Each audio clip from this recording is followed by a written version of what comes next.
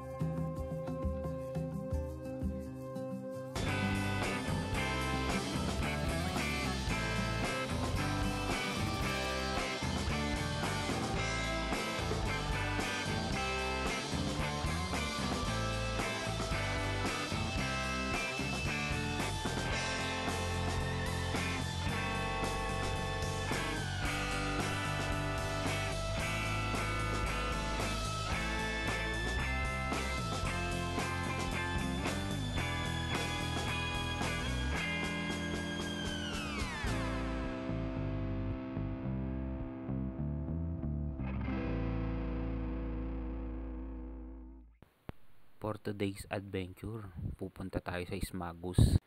Dito lang to sa Xinqiu, kaya kayang-kayang puntahan.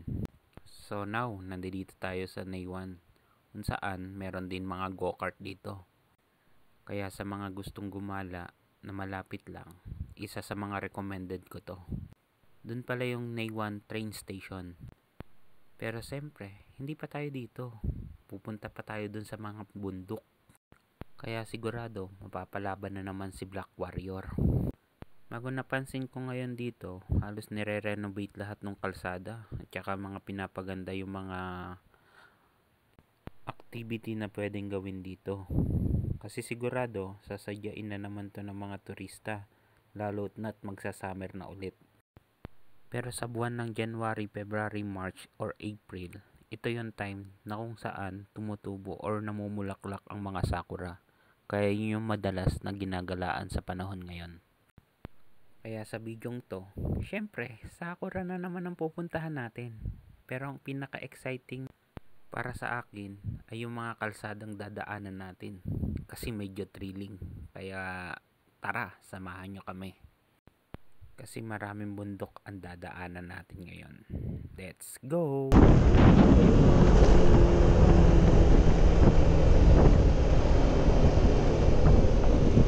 Pwede, 5 piso lang.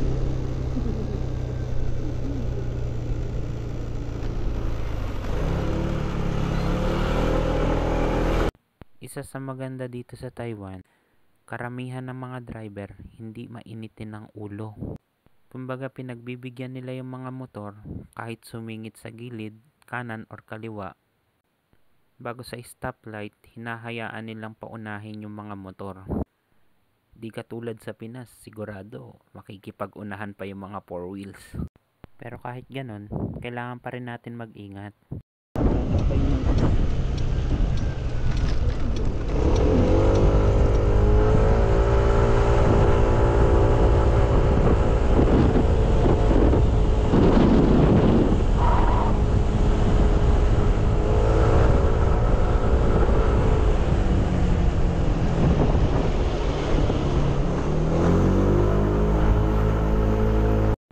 Malapit na pala tayo dun sa Frog Falls, kung saan isa din sa mga tourist spot dito sa Xinqiu.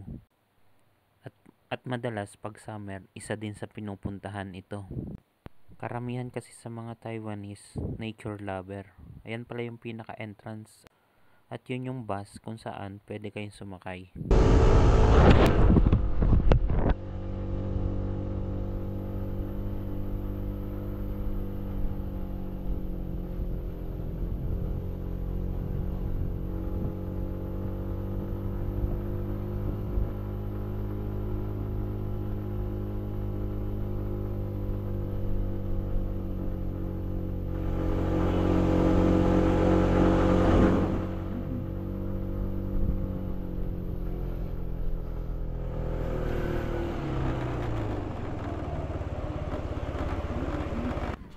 Kainan time muna dito sa Mayulaw Lookout. Pero nandoon yung nag-i-snow.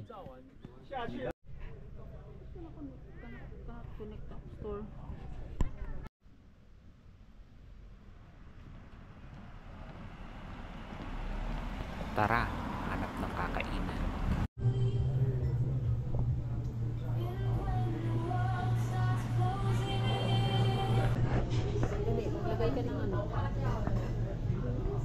Guys, tara, kain. Shabu-shabu.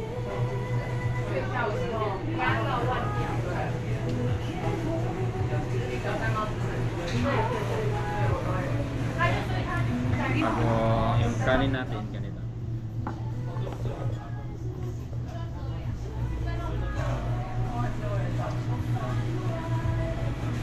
Healthy living. Kunwari lang, pero dahil mahal, dapat kainin.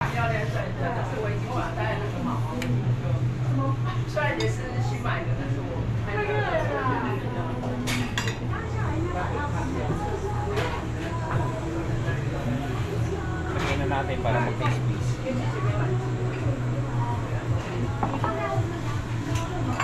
Okay na. Sikat na salita ngayon. Okay na to. 500 NT din pala yung inabot ng pagkain na yun. Pero okay lang kasi overlooking naman. Ito pala yung Yulaw Lookout. Bago yung building na yun, doon kami kumain. Tapos overlooking pa yung mga lamesa, kaya sulit.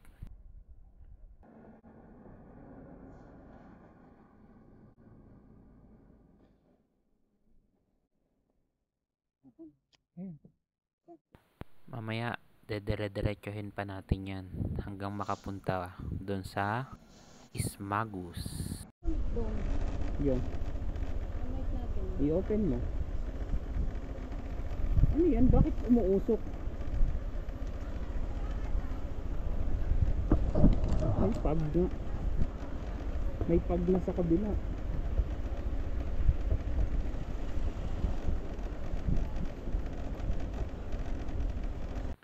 Pagkatapos lang kumain, diretso na. Pero yung panahon, paiba-iba. Guys, ano na dito? Tingnan mo.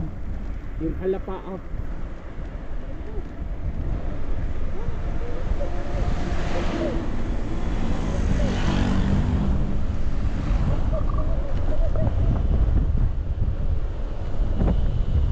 Pababa na, kaya hindi na na-video or di kaya nakapagpalipad ng drone. Tsaka baka gabihin din kami pag umuwi. Kaya no toys, dire-diretso na.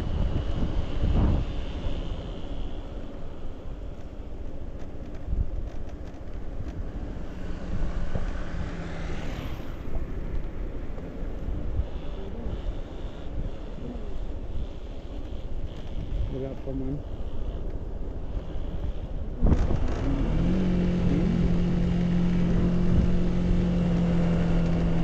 Ayan, nag-i-full pub. Pero nagpapan na tayo bago sabay aakyat ulit.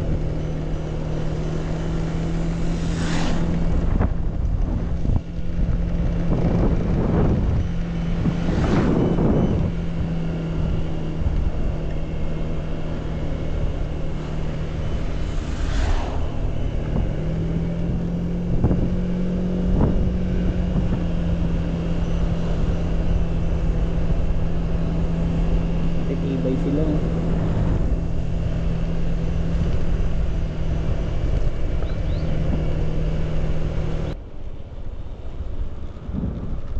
Ayun. Kulay pink na yun. Tatawid pa tayo ng ilang bundok para mapuntahan yun. So, bababa muna tayo bago sabay aakyat ulit. Pupunta tayo ilang bundok. Sa areang to, meron din palang tourist spot. Pero hindi na natin pwedeng hintuan kasi nga medyo malayo pa tayo.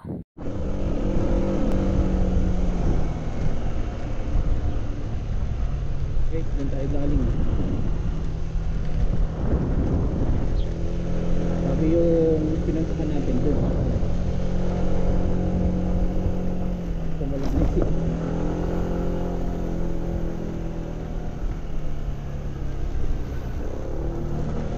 Nararating na natin tong pink na sinasabi ko or yung sakura na tinuturo ko kanina. Pero hindi pa pala tayo dito. Babiyahe pa tayo halos ng 30 minutes para marating yung pupuntahan natin. Kung nakikita nyo yung clouds na yun yung Yulaw Lookout kung saan doon tayo kumain. So palipad lang tayo ng drone dito bago dire-diretso na. So pagmasdayan nyo rin yung mga dinaanan namin.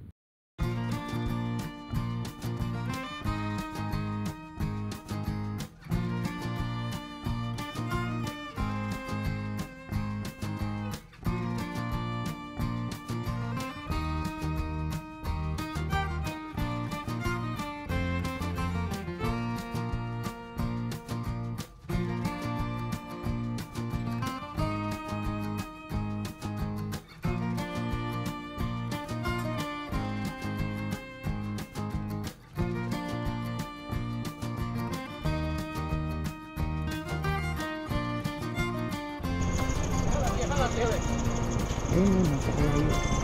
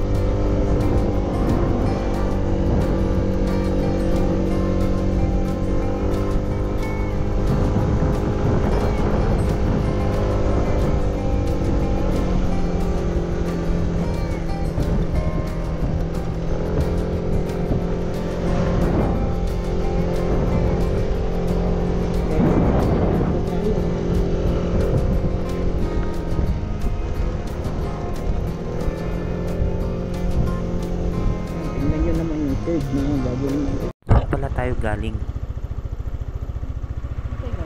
Bakit sabay doon tayo uwi? Yan yung kalsadang yan. Road away from here.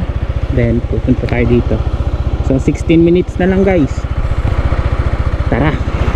Pero kakatakot yun.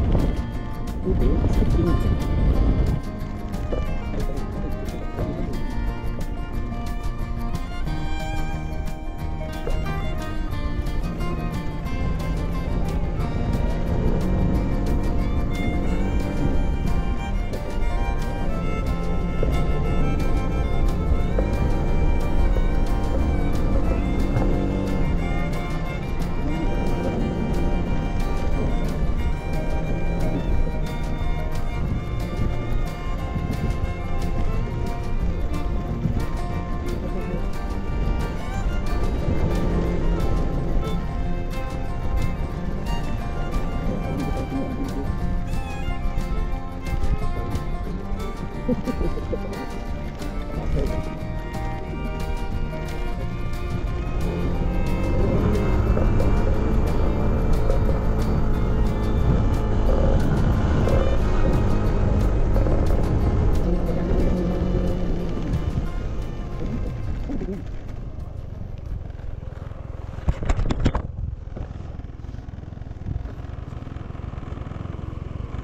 tatawid tayo sa tulay.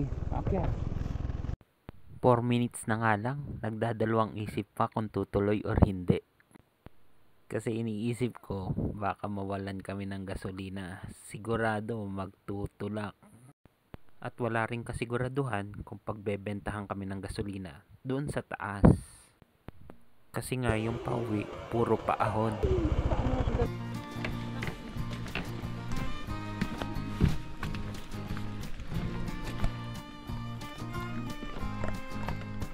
Na ano ko.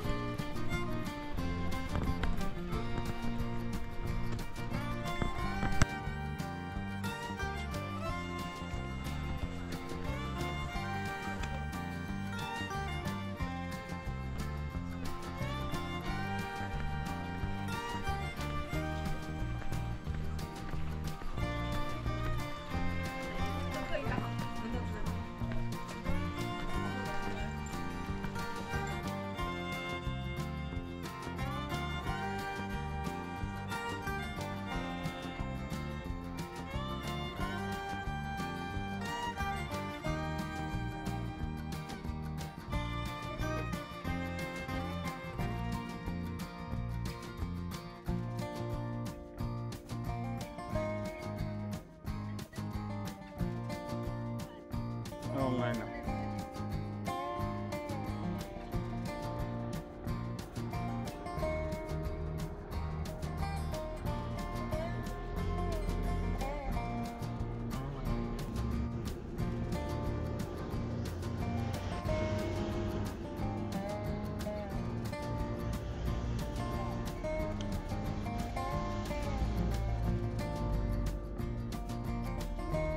Teka lang.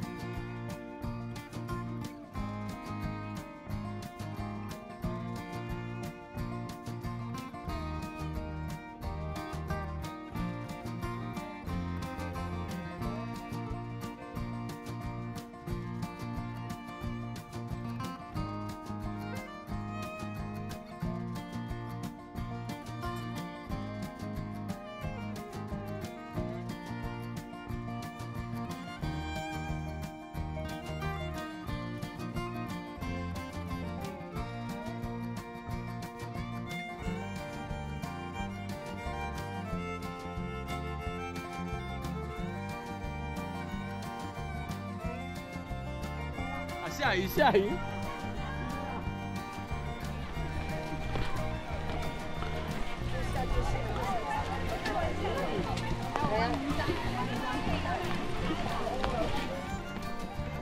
哇，真的下对了，你下去。